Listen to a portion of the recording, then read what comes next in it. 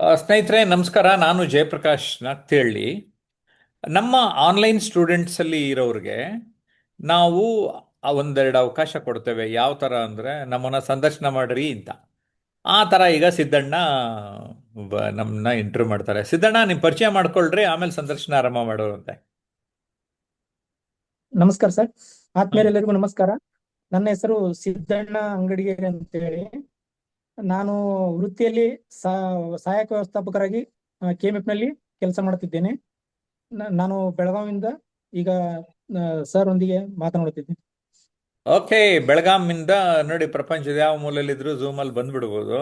ಅದೇ ಅಡ್ವಾಂಟೇಜು. ಹಾಗಾಗಿ ನಾವು ಝೂಮಲ್ಲಿ ರೆಕಾರ್ಡಿಂಗ್ ಮಾಡ್ತಾ ಇದ್ದೀವಿ ಅಂತ ಹೇಳ್ತಾ, ಸಿದ್ದಣ್ಣ, ನೀವೇನೋ ನನ್ನ ಪ್ರಶ್ನೆಗಳು ಕೇಳಬೇಕು ಅಂತ ಇದ್ರೆ ಆರಂಭ ಮಾಡ್ರಿ. ಆತ್ಮೀಯರೇ, ನಾನು ಇವತ್ತು ನಿಮ್ಮೆಲ್ಲರಿಗೂ ಚಿರಪರಿಚಿತರಾಗಿರುವ ನಿರೂಪಕರು, ಲೇಖಕರು, ಪರಿವರ್ತನಾ ಮಾರ್ಗದರ್ಶಿ ಹಾಗೂ ಸೋಷಿಯಲ್ ಮೀಡಿಯಾ ಇನ್ಫ್ಲೂಯೆನ್ಸರ್ ಆಗಿರುವ ಶ್ರೀಯುತ ಜಯಪ್ರಕಾಶ್ ನಾಗ್ತಿಹಳ್ಳಿ ಸರ್ ಅವರನ್ನು ಒಂದು ಸಂದರ್ಶನ ಮಾಡುವ ಒಂದು ಅವಕಾಶ ನನಗೆ ಒದಗಿ ಬಂದಿದೆ. ಸರ್ ನಮಸ್ಕಾರ ಸರ್. ನಮಸ್ಕಾರ. ಚೆನ್ನಾಗಿದ್ದೀರೇನ್ರಿ? ಚೆನ್ನಾಗಿದೆ ಸರ್. ಹೇಳ್ರಿ. ತಾವು ಚೆನ್ನಾಗಿದ್ದೀರಾ ಸರ್? S, fine. ಸರ್, ಈ ಒಂದು ಎಲ್ಲರಿಗೂ ಒಂದು ಪಬ್ಲಿಕ್ ಸ್ಪೀಕಿಂಗು ಜೀವನದಲ್ಲಿ ಬಹಳ ಮುಖ್ಯವಾಗಿದೆ ಸರ್. ಅದರ ಒಂದು ಲಾಭಗಳೇನು ಸರ್? ಲಾಭ ಮೈನ್ ಅಂದ್ರೆ ನಮ್ಗಿರೋ ಭಯಗಳೆಲ್ಲ ಹೊರ್ಟೋಗ್ಬಿಡ್ತದ್ರಿ. ಸ್ಟೇಜ್ ಫಿಯರ್ ಹೋಗಿಸ್ಕೊಂಡ್ರೆ, stage fear number one fear ಅಂತೆ. ಓಕೆ. ಸಾವುನ ಭಯನೂ ಎರಡು ಮೂರು ಬರುತ್ತೆ ಅಂತ ಸುಮಾರು ಜನ ಸರ್ವೆ ಮಾಡಿದಾಗ, ರಿಸರ್ಚ್ ಮಾಡಿದಾಗ ಹೇಳ್ಯಾರೆ. ಸೊ ಭಯನೇ ಹೊಟ್ಟೋಗ್ಬಿಟ್ಮೇಲೆ ಧೈರ್ಯ ಬಂದರೆ, ಆತ್ಮವಿಶ್ವಾಸ ಬಂದರೆ, ಜೀವನದಲ್ಲಿ ಏನು ಕೆಲಸ ಮಾಡೋಕ್ಕಾಗಲಿ, ಗುರಿ ನಿರ್ಧಾರ ತಗೊಂಡು ಮುಂದೆ ಹೆಜ್ಜೆ ಇಡೋಕ್ಕಾಗಲಿ ಅದು ಸಾಧ್ಯ ಆಗುತ್ತೆ ರೀ.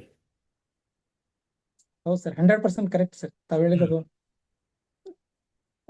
ಈಗ ಸರ್, ನಾನು ಇನ್ನೊಂದು ಕ್ವಶನ್, ಮುಂದಿನ ಒಂದು ಕ್ವಶನ್ ಸರ್.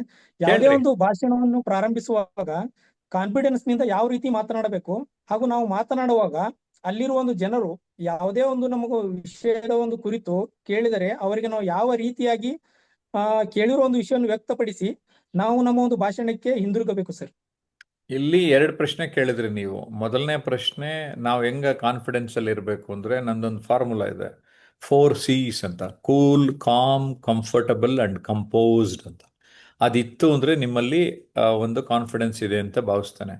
ಎರಡನೇದು, 90% of the occasions question and answer session ಇರಲ್ಲ ಸ್ಪೀಕರ್ ಜೊತೆಗೆ.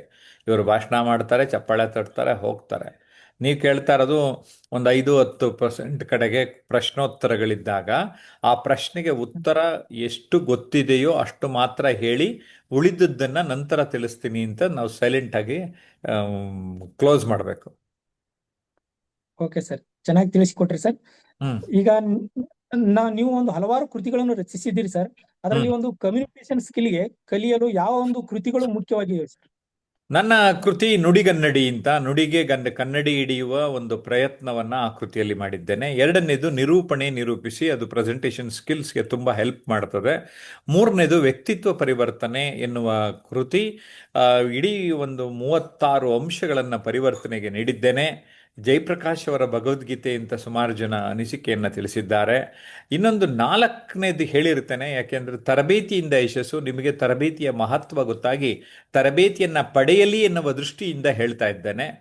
ಆದರೆ ಇದುವರೆಗೆ ನಾನು 17 ಕನ್ನಡದಲ್ಲಿ, 6 ಇಂಗ್ಲೀಷ್ನಲ್ಲಿ ಪ್ರಕಟ ಆಗಿದೆ. Amazon.in ಲಭ್ಯ ಇರುತ್ತೆ. ಪರ್ಚೇಸ್ ಮಾಡಿ. ಕನ್ನಡ ಪುಸ್ತಕಗಳಾದರೆ ಸಪ್ನಾ ಬುಕ್ ಹೌಸ್ ಮಳಿಗೆಗಳಲ್ಲಿ ಪಡೆಯಿರಿ ಅಂತ ಹೇಳ್ತಾನೆ. ಓಕೆ ಸರ್, ತಾವು ಹೇಳಿದಾಗೆ ತಮ್ಮ ಒಂದು 3 ಪುಸ್ತಕಗಳು ಬಹಳ ಉಪಯುಕ್ತವಾಗಿವೆ ಸರ್. ಅದನ್ನು ಆ ಒಂದು 3 ಪುಸ್ತಕಗಳನ್ನು ನಾನು ಕೂಡ ಓದಿದ್ದೀನಿ.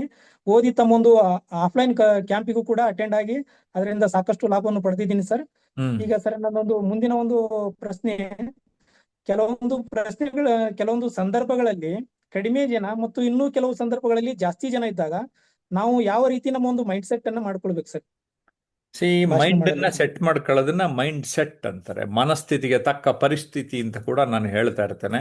ಯಾರ್ಯಾರು ಕನ್ನಡದಲ್ಲಿ ಟೈಪ್ ಮಾಡೋಕ್ಕಾಗತ್ತೆ ಮಾಡ್ರಿ. ಮನಸ್ಥಿತಿಗೆ ತಕ್ಕ ಪರಿಸ್ಥಿತಿ. ನಾವು ನಮ್ಮ ಮನಸ್ಥಿತಿಯನ್ನು ಹೇಗೆ ರೂಪಿಸಿಕೊಳ್ಳುತ್ತೇವೆ, ರೂಢಿಸಿಕೊಳ್ಳುತ್ತೇವೆ ತುಂಬ ಮುಖ್ಯ. ಅದರಲ್ಲಿ ಸಕಾರಾತ್ಮಕತೆ ತುಂಬ ತುಂಬ ದೊಡ್ಡ ಪ್ರಭಾವವನ್ನು ಬೀರುತ್ತದೆ. ಸೊ ಪಾಸಿಟಿವ್ ಅಫರ್ಮೇಷನ್ಸ್, ಸಕಾರಾತ್ಮಕ ದೃಢೀಕರಣಗಳನ್ನು ನಮ್ಮ ಜೀವನದಲ್ಲಿ ಅಳವಡಿಸ್ಕೊಂಡ್ರೆ ಅದು ನಿಮಗೆ ಖಂಡಿತ ಲಾಭ ತಂದು ಕೊಡ್ತದೆ. ನಮ್ಮನ್ನ ಒಂದು ರೀತಿ ಆತ್ಮವಿಶ್ವಾಸವನ್ನು ರೂಢಿಸುತ್ತಾ ಮತ್ತೊಬ್ಬರಿಗೆ ನಮ್ಮಲ್ಲಿ ಆತ್ಮವಿಶ್ವಾಸವಿದೆ ಎನ್ನುವುದನ್ನು ಸೂಚಿಸುತ್ತದೆ. ಚೆನ್ನಾಗಿ ತಿಳಿಸಿಕೊಟ್ರಿ ಸರ್. ಅದೇ ತರ ಸರ್, ಈಗ ನಾವೊಂದು ಭಾಷಣ ಕಲಿಕೆಯಲ್ಲಿ ಒಂದು ಅಸರ್ಟಿವ್ ಕಮ್ಯುನಿಕೇಶನ್ ಎಷ್ಟು ಮುಖ್ಯವಾಗಿರುತ್ತದೆ ಸರ್? ಅಸರ್ಟಿವ್ ಕಮ್ಯುನಿಕೇಷನ್ ಅಂದರೆ ನನಗೆ ಪ್ರಿಯವಾದಂತಹ ಒಂದು ಕಮ್ಯುನಿಕೇಷನ್. ಯಾಕೆಂದರೆ ಅಸರ್ಟಿವ್ ಅಂದರೆ ದೃಢತೆ, ಆತ್ಮವಿಶ್ವಾಸವುಳ್ಳ ಸಂವಹನಕ್ಕೆ ಅಸರ್ಟಿವ್ ಕಮ್ಯುನಿಕೇಷನ್ ಅಂತಾರೆ. ಕನ್ನಡಿ ಯಾವ ರೀತಿ ನಾವು ಇರುವುದನ್ನು, ನಾನೊಂದು ಚುಟ್ಕ ಬರೆದಿದ್ದೆ, ಇದ್ದದ್ದನ್ನು ಇದ್ದ ಹಾಗೆ ತಿಳಿಸುವ ಮೂಕ ಗುರು ಕನ್ನಡಿ ಅಂತ. ಸೊ ಕನ್ನಡಿ ಆ ರೀತಿ ನಮಗೆ ತಿಳಿಸುತ್ತಲ್ವಾ? ಅದೇ ಥರ ನಾವು ನಮ್ಮ ವಿಚಾರಗಳನ್ನು ನೇರ ದಿಟ್ಟವಾಗಿ ಹೇಳುವುದು. Race your words not your voice ಅಂತ ಹೇಳ್ತಾನೆ. ರೇಸ್ ಯುವರ್ ವರ್ಡ್ಸ್ ಅಂದರೆ ನಿಮ್ಮ ಪದಗಳನ್ನು ಉನ್ನತೀಕರಿಸಿ ಧ್ವನಿಯನ್ನು ಎತ್ತರಿಸುವುದಲ್ಲ ಅಂತ ಇದರ ವಿಚಾರ ಇದೆ. ಅಸರ್ಟಿವ್ ಕಮ್ಯುನಿಕೇಶನ್ ಬಗ್ಗೆ ನಮ್ಮ ಒಂದು ವೀಕ್ಷಕರಿಗೆ ಆಯ್ತು ನಮಗೆ ಚೆನ್ನಾಗಿ ತಿಳಿಸಿಕೊಟ್ರಿ ಸರ್. ಅದೇ ತರ ಈಗ ಒಂದು ನಮ್ಮ ಸಬ್ ಕಾನ್ಸಿಯಸ್ ಮೈಂಡ್ ನಮ್ಮ ಒಂದು ಯಶಸ್ಸಿನ ಜೀವನದಲ್ಲಿ ಅಥವಾ ನಮ್ಮ ಒಂದು ತಯಾರಿಯಲ್ಲಿ ಯಾವ ರೀತಿ ಪಾತ್ರ ವಹಿಸುತ್ತದೆ ಸರ್? ಸಬ್ ಕಾನ್ಷಿಯಸ್ ಮೈಂಡ್ ಅಂದರೆ ನಿಮಗೆ ಗೊತ್ತಿರಲಿ, ಕಾನ್ಷಿಯಸ್, ಸಬ್ ಕಾನ್ಷಿಯಸ್ ಮತ್ತು ಸೂಪರ್ ಕಾನ್ಷಿಯಸ್ ಮೈಂಡ್ ಅಂತ ಬಳಸ್ತಾ ಇರ್ತವೆ. ನಾವು ಯಾವಾಗ ಇದನ್ನು ಸರಿಯಾಗಿ ಅರ್ಥ ಮಾಡ್ಕೋತೇವೆ, ನಮ್ಮ ಜೀವನದಲ್ಲಿ ಸಾಕಷ್ಟು ಬದಲಾವಣೆಗಳು ಉಂಟಾಗ್ತದೆ. ಕಾನ್ಷಿಯಸ್ ಮೈಂಡ್ ಅಂದರೆ ಈಗ ನಾನು ಸಿದ್ದಣ್ಣ ಜೊತೆ ಮಾತಾಡ್ತಾ ಇದ್ದೇನೆ, ಪ್ರಸ್ತುತ ಈಗಿನ ವಿಚಾರವನ್ನು ಅದು ತಿಳಿಸ್ತಾ ಇರುತ್ತೆ, ನಾವು ತಿಳಿಸ್ತಾ ಇರ್ತೇವೆ. ಸಬ್ ಕಾನ್ಷಿಯಸ್ ಮೈಂಡ್ ಏನು ಮಾಡುತ್ತೆ, ಈಗ ಸಿದ್ದಣ್ಣ ಅವರು ನನಗೆ ಪ್ರಥಮ ಸಂದರ್ಶನವನ್ನು ಮಾಡ್ತಾ ಇದ್ದಾರೆ, ಪಬ್ಲಿಕ್ ಸ್ಪೀಕಿಂಗ್ ಸುತ್ತಮುತ್ತ ಜಾಸ್ತಿ ಮಾಡ್ತಾ ಇದ್ದಾರೆ.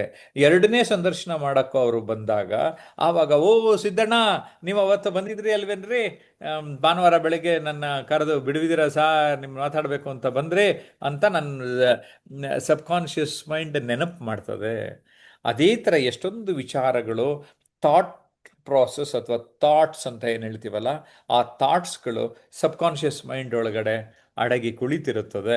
ಈಗ ನೀವು ಯಾವುದೋ ಒಂದು ವಿಚಾರ ಕೇಳಿದ್ರಾಗ್ಲೂ ಆ ವಿಚಾರ ನನಗೆ ಆಲ್ರೆಡಿ ಸ್ಟೋರ್ ಆಗಿರೋದು, ಅದು ನನಗೆ ಮತ್ತೆ ವಾಪಸ್ ತಂದು ಕೊಟ್ಟು ಸ್ಮೃತಿ ಪಟಲಕ್ಕೆ ಬಂದು ಕಾನ್ಷಿಯಸ್ ಮೈಂಡಲ್ಲಿ ಹೇಳೋದಕ್ಕೆ ಆರಂಭ ಮಾಡ್ತವೆ.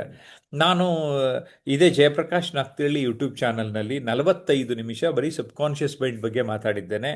ನಮ್ಮ ಯೂಟ್ಯೂಬ್ ವೀಕ್ಷಕರು ಕೂಡ ತುಂಬ ಇಷ್ಟಪಟ್ಟಿದ್ದಾರೆ. ನೀವು ಕೂಡ ಆ ವಿಡಿಯೋನ ನೋಡಿ ಅಂತ ಈ ಸಂದರ್ಭದಲ್ಲಿ ಹೇಳ್ತೇನೆ.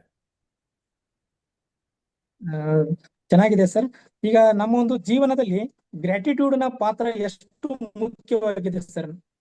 ಗ್ರ್ಯಾಟಿಟ್ಯೂಡ್, ನನಗೆ ಆಟಿಟ್ಯೂಡ್ ಬಗ್ಗೆ ಒಂದು ಪುಸ್ತಕನೂ ಕೂಡ ಬರೀಲಿಕ್ಕೆ ಕೊಟ್ಟಿದ್ದೇನೆ. ಅದರಲ್ಲಿ attitude of gratitude is very very important. ನಮ್ಮ ಬದುಕಿನಲ್ಲಿ ಎಷ್ಟೊಂದು ಜನ ಎಷ್ಟೊಂದು ರೀತಿ ಸಹಕಾರ ಮಾಡ್ತಾ ಇರ್ತಾರೆ, ಅವ್ರಿಗೆಲ್ಲ ಥ್ಯಾಂಕ್ಸ್ ಹೇಳೋದಷ್ಟೇ ಗ್ರ್ಯಾಟಿಟ್ಯೂಡ್ ಅಂದರೆ. ಅದಕ್ಕೆ ನಾವೊಂದು ಪ್ರತಿ ವರ್ಷ ಒಂದು ಗ್ರ್ಯಾಟಿಟ್ಯೂಡ್ ಹೆಸರಲ್ಲಿ ನಾಗಮ್ಮ ಫೌಂಡೇಶನ್, ನಾಗಮ್ಮ ನಮ್ಮ ತಮ್ಮ ಅಮ್ಮನ ಹೆಸರಿನಲ್ಲಿ ನಾನು ಹಲವಾರು ಜನರು ಸಮಾಜಕ್ಕೆ ಹಿತವನ್ನು ಬಯಸುವಂಥವ್ರಿಗೆ ಕರೆಸಿ ಗೌರವವನ್ನು ಸಲ್ಲಿಸೋ ಒಂದು ಪ್ರಯತ್ನವನ್ನು ಮಾಡ್ಕೊಂಬರ್ತಾ ಇದ್ದೇನೆ. ನೀವು ನಿಮ್ಮ ಜೀವನದಲ್ಲಿ ನಿಮಗೆ ಯಾರು ಸಹಕಾರವನ್ನು ನೀಡ್ತಾರೋ ಆಯಾ ಕ್ಷಣದಲ್ಲಿಯೇ ಅವರಿಗೆ ಕೃತಜ್ಞತೆಯನ್ನು ಸಲ್ಲಿಸುವುದು ನಮ್ಮೆಲ್ಲರ ಆದ್ಯ ಕರ್ತವ್ಯ.